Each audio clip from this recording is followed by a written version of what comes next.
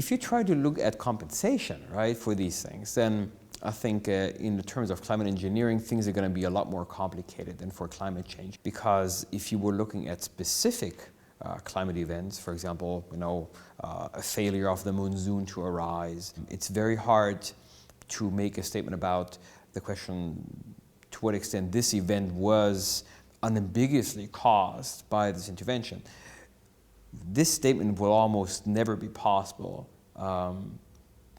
But I think what we can do, and I think there's important progress in climate science, I think we can make some statements about to what extent this event is attributable to this intervention. How likely is it that this event would not have occurred, in the absence of this? And this gives us some amount of attributable share. So my hope would be that within the next 10 to 15 years, we're going to have a methodology that would enable us to do these things much better. There are attempts to do this in hindsight now. If you think about the heat wave in Europe, that kind of happened in 2003, for example.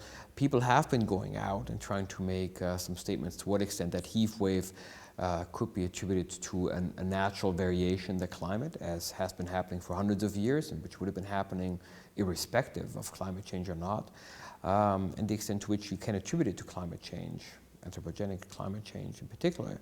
And I think this methodology holds a lot of promise, where we can say, well, probably to 45% or 85%, right, you can hold climate change, anthropogenic climate change, responsible for this heat wave. So these types of statements will become more and more possible with better and better analysis.